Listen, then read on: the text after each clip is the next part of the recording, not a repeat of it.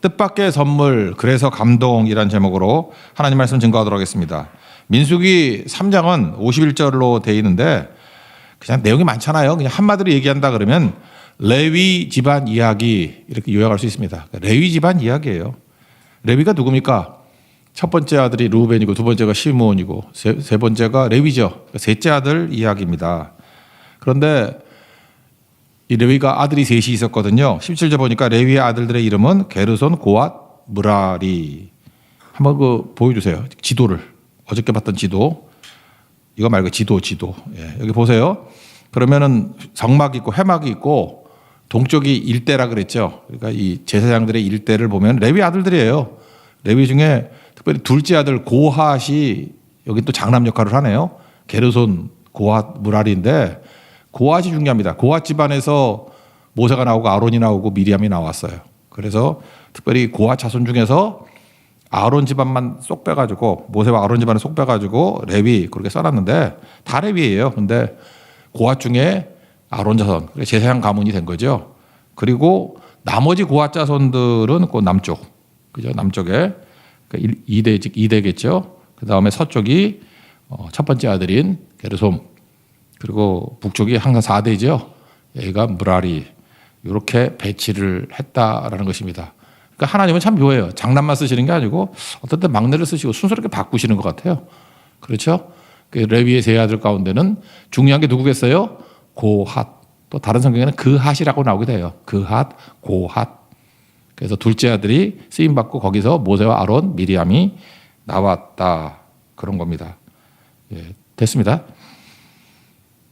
성경에 보면은 그 야곱의 12아들 가운데 제일 사랑을 많이 받고 복 많이 받은 지파가 어디냐 그러면 두 개를 든다 그러면 유다 지파와 레위 지파죠. 그래서 우리 찬양팀 가운데도 유다 지파 뭐 이런 게 있고 또 찬양팀 가운데 레위 지파 이런 게 있더라고. 알긴 알아. 그죠? 이게 복 받은 거를. 그래서 유다 지파 그러면은 물질적인 복을 받은 걸로 주로 말하고 그러니까 물질적인 장남이에요. 그리고 레위 지파 그러면은 영적인 장남이다. 예배를 섬기기 때문에 그렇다라는 것입니다. 그래서 12절에도 하나님이 이런 말을 잘 안 쓰시는데 레위는 내 것이다 이렇게 표현했고 아까 읽었던 마지막 45절 보니까 레위는 내 것이라 나는 여호와니라 뭐 이런 거 있잖아요. 우리 한국말에도 너 내 거야 이런 거잖아요. 뭐 다 있지만 그중에 특별히 최애라 그러죠. 제일 사랑하는 거. 너 내 거야. 그러니까 하나님이 소중히 여기는 지파, 아끼는 지파, 하나님이 내 거야 그러는 지파. 부럽죠? 이게 레위 지파라는 것입니다. 그런데 원래는 이 레위 지파가 그렇게 사랑받는 지파가 아니거든요. 이게 이 성탄의 메시지예요.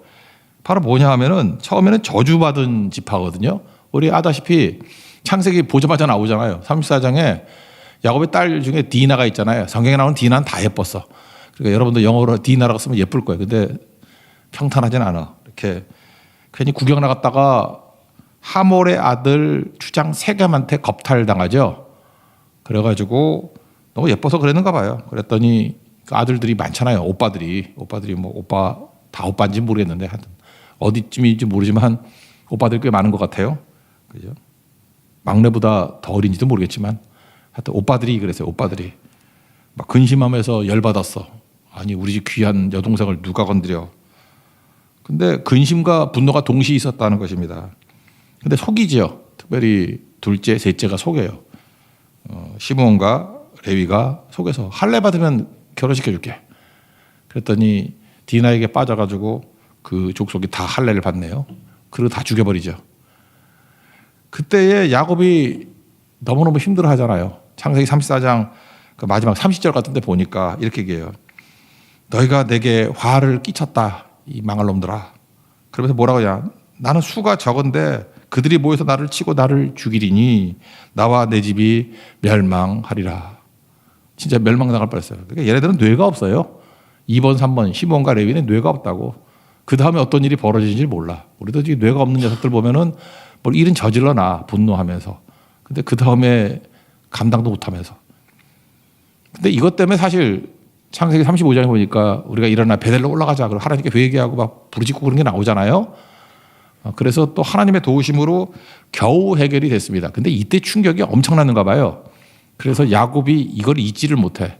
그래서 창세기 49장에 보면 12아들 축복하는데 이 두 번째와 세 번째는 그냥 따로따로도 안 하고 그냥 도매급으로 묶어가지고 남들 다 축복할 때 얘네는 저주밖에 없어. 이게 무슨 축복이야. 다 저주지. 창세기 49장 5절, 6절, 7절에 나오는데 뭐 다 공부했던 내용이니까 너희들은 폭력의 도구다. 이 망할 놈들아. 너희들은 폭력밖에 몰라. 그리고 이렇게 얘기합니다. 저놈들의 모의에 상관하지 마라. 저들의 집회에 참여하지 마라. 제발 얼쩡거려 끼지 마라. 같이 벼락 맞는다. 같이 죽는다. 쟤네들 뭐 모의할 때 집회할 때 절대 끼지 마. 끼면 같이 죽는 거야. 이렇게 저주합니다. 그리고 이유가 뭐냐. 분노대로 사람을 죽이고 혈기대로 소의 발목에 힘줄을 끊었다. 그러니까 분노하는 거예요. 혈기. 이게 어리석은 자들이 이거 다 망해요. 그죠? 노여움이 혹독하니 저주를 받을 것이다. 분기가 맹렬하니 저주를 받을 것이다. 그러니까 분노하는 거 다 저주받는데 하나님 놔두지 않는다는 거예요. 그래서 결과적으로 어떤 일이 벌어지죠? 두 가지를 갑니다. 니네들은 나누어질 것이고 흩어질 것이다. 스캐터. 흩어질 것이다. 저주죠. 완벽한 저주라는 것입니다. 그래서 이 2번, 3번 지파요. 시므온과 레위 지파는 저주받은 지파라니까요. 여기서 끝나면 되는 건데 복음은 뭡니까? 우리 뭐 인생 자체가 다 저주받은 인생들 아니에요. 근데 예수 그리스도의 오심으로 말미암아 우리 다 뒤집혀 버리잖아요. 그래서 우리 크리스찬들은 운명론에 빠지면 안 됩니다. 누가 저주하고 다 끝장났다. 우리 지옥 갈 운명이다. 다 그렇잖아요. 근데 예수님은 다 뒤집어 버리는 거예요. 근데 이 시므온과 레위 인생이 뒤집힌다고. 그러니까 복음이죠. 굿뉴스죠. 소식이라고. 하나님은 어떤 분이십니까? 하나님은 저주한 것 변하지 않아요. 저주는 저주야. 너희가 나누고 흩어지리라. 저주는 저주고 그다음에 하나님께서 그것을 뒤집으셔요. 그러니까 신비롭죠. 출애굽기 34장 6절 보니까 모세가 하나님의 속성, 성품에 대해서 얘기를 했죠. 옛날에 배웠었는데 여호와는 자비롭고 은혜롭고 노하기를 더시하시고 이 세 가지 인자와 진실이 많은 하나님이다. 총체적으로는 5가지인데 제가 이걸 앞에 걸 묶으면은 인자, 헤세드로 묶을 수 있다 그랬죠. 물론 다 잊어버리셨겠지만 하나님의 속성 5가지. 이게 어디 나오냐면 시편 103편에도 나오고 또 요나가 또 요나서 4장 2절에 또 나와. 하나님 성품 5가지 얘기하면서 내가 하나님은 그런 분인지 알기 때문에 내가 니네에 가서 복음 안전했어요. 그런 얘기가 나온다고. 그죠? 하나님의 성품이에요. 그래서 헨리 마틴 얘기했잖아요. 하나님의 성품을 기초로 해서 신앙생활을 해야 된다고. 그러니까 모세가 하나님의 성품 5가지를 얘기했는데 요약하면 앞에 4개를 합치면 인자, 헤세드. 진실은 뭐예요? 에메트. 에메트는 말씀하신 그대로 되는 거거든요. 아멘이야, 아멘. 에메트에서 아멘이 나왔거든. 그대로 된다. 그러면 저주받으니까 저주대로 되는 걸 뭐라 그래? 에메트, 아멘이거든요. 근데 우리 버릴 수 없잖아요. 그래서 헤세드. 하나님의 사랑이 하나님이 세상을 이처럼 사랑하사 독생자를 주셨으니 영생 얻는다. 하나님의 사랑은 뭐예요? 아들을 보내서 우리를 건져내는 헤세드. 이 2가지가 모순이 아니라니까요. 이게 또 요한복음에서 뭐라고 표현했죠? 은혜와 진리가. 그죠? 이렇게 나오잖아요. 은혜와 진리. 거기서 은혜로 표현하지만 그게 헤세드고 또 하나가 에메트라고요. 은혜와 진리. 그래서 하나님께서는 우리의 저주되는 것을 그대로 에메트니까 그대로 있는 거예요. 근데 이걸 뒤집는 게 뭐였어요? 십자가죠. 갈라디아 3장 13절 보니까 우리를 위하여 저주 받은 바 되사 예수님이 율법의 저주에서 우리를 속량하셨으니. 저주는 저주예요. 죽을 저주는 다 있는데 우리 살려야 되잖아요. 그게 십자가 아니에요. 그래서 예수님이 대신 지시고 예수님이 율법의 저주를 대신 받으러 말미암아 우리를 속량, 리딤, 그죠? 대속하셨다. 우리를 건져주셨다 그런 겁니다. 그러면 이 내용들 이게 되게 많이 있는데 여기 2 사람을 한번 어떻게 속량하셨는지, 리딤 하셨는지, 어떻게 건져내셨는지, 저주라는 그릇으로, 저주라는 형식으로 어떻게 축복으로 바뀌었는지. 시므온도 한번 살펴봅시다. 시므온은 흩어버린다 그랬잖아요. 흩어버린다 그래서 진짜 흩어버렸어요. 근데 시므온을 하나님께서 건지는 방법이 뭐였을까요? 그게 뭐냐 하면은 유다 지파의 땅 분배를 할 때 유다 지파의 땅을 상상 못할 정도로 많이 줘. 유다 지파 숫자보다 더 많이 줘요. 지도 한번 보여주세요. 이게 나오죠. 그 유다 그러면 여기서부터 남쪽까지 이 사막에 네게브 사막이다까지 다 유다 지파 땅이야. 근데 그 가운데 동그라미 쳐놨지만 시므온이라고 써 있지만 이 가운데 있는 것도 아니고 그냥 뭐 표시할 길이 없어서 그런 거예요. 어떻게 했냐면 하나님께서 유다 지파에게 시므온 지파는 흡수되게 만들어 버렸어요. 여러분에게 내가 지파를 얘기해 준다 그러면 너 유다 지파 할래? 시므온 지파 할래? 그러면 뭐가 좋아요? 유다 지파가 좋죠. 근데 흡수돼 버리면 시므온도 누구 어디가 되는 거예요? 유다 지파가 되는 거야. 우리 한국 사람들이 원래 그 성이 없었잖아. 다 쌍놈들 아니야. 그죠? 노비들이었는데 18세기 말에 막 팔아먹고 막 그래가지고 예를 들어서 이렇게 희귀성, 뭐 양씨라든지 뭐 이렇게 하면 몇 명 없잖아. 그러니까 김씨, 이씨, 박씨로 다 들어간 거죠. 여기 김씨 중에는 진짜 양반도 있지만 거의가 쌍놈일 거라고, 그죠? 박씨도 마찬가지고 이씨도 그렇고 그렇게 많은데 싹 들어가야지 문제가 없잖아요. 그러니까 그거 똑같은 거라고요. 시므온 지파는 없어져 버렸어요. 이렇게 유다 지파에 흡수될 것이다. 그게 어디 나오냐면 됐습니다. 그게 어디 나오냐면 여호수아서 19장에 나오거든요. 19장 1절부터 뭐 9절까지 쭉 나오는데 1절만 먼저 제가 읽어드리면 그들의 기업은 유다 자손의 기업 중에서라. 시므온의 그 기업은 유다 자손의 기업 중 그 안에 있다. 그래서 그 센터에 있다 그런 뜻이 아니고 9절을 보니까 이는 유다 자손의 분깃이 자기들에게 너무 많음으로 하나님께서 일부러 많이 줬어요. 왜 유다에게 축복을 많이 줬죠? 시므온까지 흡수하라고. 시므온 자손이 자기의 기업을 그들의 기업 중에서 받음이었더라. 그러니까 하나님께서 어떤 저주는 저주야. 예를 들어서 여기 두 사람이 있는데 한 사람이 저주해 버렸어. 하나님이 어떻게 하셨냐면 가운데 있는 이 동강 전도사님한테 2배를 줘가지고 흘러가게 만들어서 2배 주면 나누면 되잖아, 그죠? 그래서 저주는 저주인데 이 사람이 은혜를 흘려보내므로 말미암아 똑같이 살게 만드는, 우리 그런 거 되게 많아요. 그래서 시므온은 어떤 거냐면 흡수되는 복이었어요. 흡수되는 복. 이런 게 또 뭐가 있냐 한번 생각을 해보니까 그래. 평생에 어떤 한 형제가 있었는데 뭐 취업 때문에 제가 고민을 막 하고 그랬어요. 꽤 된 얘기예요. 근데 그냥 그 친구는 이상하게도 이렇게 서울을 고집하더라고요. 서울에 있는 직장을 가고 싶습니다. 그러는데 어떻게 하다가 보니까 광주에 있는 광주전자에 가게 됐어. 가기 싫다 그러는 거 내가 가라고. 어디든 처음 들어가는 게 좋다고. 그리고 나중에 이직도 할 수 있고. 그 다음 해에 삼성전자하고 합병이 됐어요. 그다음부터 얘가 맨날 어깨에 힘주고 다니면서 어디 다니냐면 삼성전자 다녀. 말도 천천히 하고. 근데 내 앞에서도 건방진 놈이. 뭔지 알겠죠? 광주전자에 들어갔는데 흡수 합병되는 바람에 삼성전자 직원이 돼버렸다니까. 그리고 연봉도 더 올라간 것 같아. 그게 좋아진 거죠. 이런 게 뭐예요? 망해서 좋은 거죠. 흡수돼서 좋은 거죠.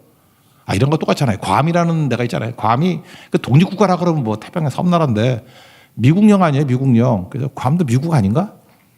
내가 너무 제국주의적 생각을 갖고 있나? 괌은 오히려 미국령이 된 게 더 좋은 거 아닌가? 그거 싫다고 버티다가 필리핀은 지금 후회하죠. 미국의 51번째 주 되는 게 낫지. 내가 생각을 너무 이상하네. 필리핀 사람이 나한테 또 욕하고 나올지도 모르겠어. 미국의 51번째 주가 낫지. 그 뭐 필리핀 독립해가지고 뭐 더 설명 안 하겠어요? 예. 그러니까 하나님께서 우리에게 주시는 복이 다르다고. 뭐 내가 독자적으로 뭐 해가지고 거지되게 만드는 것보다도 그냥 저주는 저주야. 너 나누고 흩어져 버릴 것이다. 근데 그게 복이 된다니까요. 최고의 지파 유다 지파에 흡수되는 복. 그래서 그 다음부터 시므온 지파가 없어요. 다 유다 지파 속에서 니나 나나 성이 뭐야? 김씨야, 경주 김씨야, 뭐 이러고 다닌다고, 그죠? 예. 전주 이씨야 이러고 다녀요. 전주 씨가 그렇게 많지 않은데. 예. 하여튼 그렇다는 거예요. 흡수되는 거. 됐죠? 하나님께서는 이렇게, 이걸 신약에 오면 뭐가 되죠? 이스라엘 백성들이 믿지 않음으로 말미암아 감람나무가 잘려서 돌감람나무, 우리가 돌감람나무, 그러니까 짝퉁 감람나무가 접붙임 받아가지고 우리가 하나님의 구원받은 감람나무가 됐다. 그런 표현이 있잖아요. 그죠? 로마서에. 그게 뭐 흡수되는 거죠. 접붙임 나가는 거. 똑같은 거 얼마나 많습니까? 그런 게 있는 거죠. 흡수되는 복이 있고요. 저주를 이기는 복. 여러분 인생에도 그런 게 있을 거예요. 하나님께서 여러분에게 저주가 떠나지 않으면은 여러분 망하게 만들어서 어디 흡수돼가지고 지나놓고 보니까 이게 복이었네. 이렇게 깨닫게 돼요. 대표적인 뭐 결혼 그런 거 아니겠어요? 뭐 저주받았는데 축복받은 집에 이렇게 결혼이 돼가지고 머리 뒤집히거나. 이거 할 얘기 많은데 그만합시다. 예, 그 정도. 예, 그런 흡수되는 복을 누리는 축복이 임하길 바랍니다. 또 한 가지 레위 지파 이제 진짜인데 레위 이야기는 뭐 다 알잖아요. 흩어진다는데 흩어졌죠. 전체 다 흩어져가지고 뭐가 돼요? 제사장이 되잖아요. 제사장. 그리고 뭐 나쁜 거 아니잖아요. 기업이 없어요. 기업이 없는데 그러니까 수입원이 없는 거야. 수입원이 없는데 오히려 또 복된 거 아닌가? 일반 사람들 같으면 열을 받으면 열을 가져가는 거 아니에요. 그런데 레위 지파는 그 12지파에서 이렇게 11조 내가지고 먹고 사는 거 아니야? 그러면 1.2배네? 20%더 받네? 안 그래요? 옛날에 어떤 그 교수님이 그러더라고. 이 목회자의 월급이 어느 정도가 적정하냐 그랬더니 교인 평균보다 20% 위쪽. 이유가 뭐냐? 그게 레위인 원리래. 조금 낮은 것보다도 안 되고 똑같아도 꼭 이상하대. 그러니까 레위인 같이 그러니까 1.2 정도 주는 거. 그게 적정하다. 내가 그때 물어붙이면서 그 일리가 있다 그런 생각을 했어요. 이해가 되시죠? 그런 거.